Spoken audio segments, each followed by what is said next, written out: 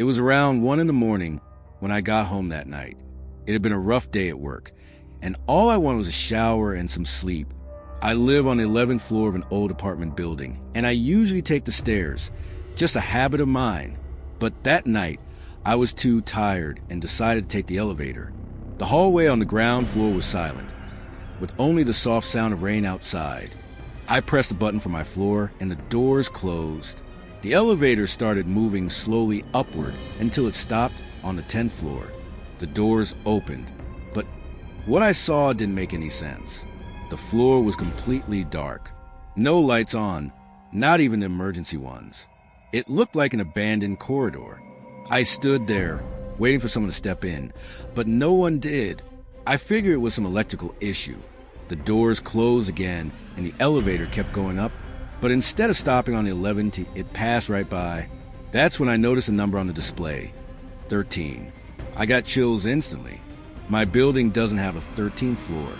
I knew that because the number was deliberately skipped during construction, some condo superstition. The elevator stopped.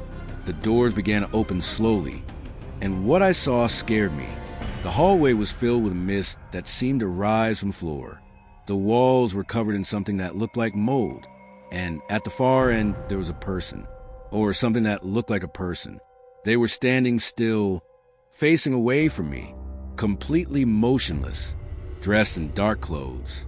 I couldn't tell if it was a man or a woman. I tried hitting the buttons to close the doors, but nothing worked.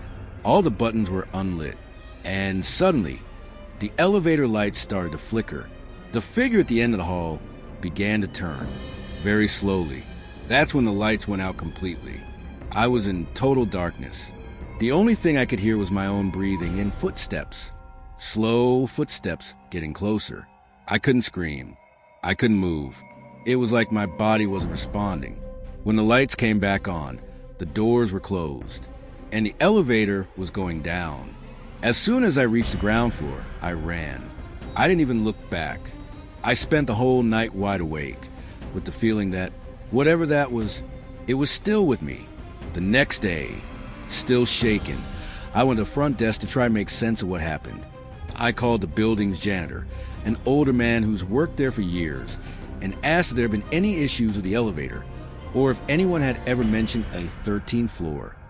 He stayed quiet for a while, like he was deciding whether to say anything. Then, in a low voice, he said, "We get that elevator checked every year. But some things aren't electrical. A tenant from the 7th floor disappeared inside that same elevator. That was about 3 years ago. The camera shows him going in but never coming out. The last thing on the display was the number 13. And that floor, as you know, doesn't exist." I was speechless. "Let me just say one thing," he continued, looking straight into my eyes. "If the elevator stops where it shouldn't, don't get out. Never get out." That night, I took the stairs. And ever since then, no matter how tired, how sick, how drunk I am, I've never stepped into that elevator again. Because now I know not every floor takes you home. At first, it seemed like nothing. Just one of those nights when you randomly wake up for no reason. I checked my phone. 3 a.m. I turned over and went back to sleep. But the next night, I woke up at the exact same time. And then it happened again. And again. Every night at 3 a.m., I would wake up with this strange feeling that I wasn't alone. Like someone was watching me, even though my bedroom door was closed. But there was one night I couldn't brush off.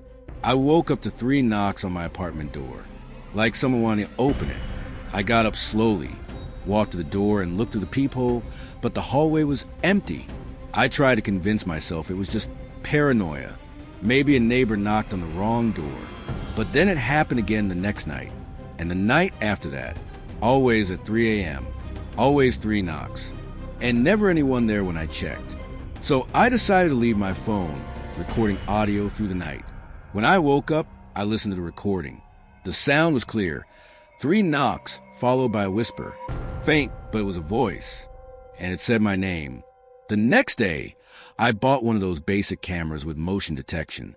I set it up pointing straight at my front door.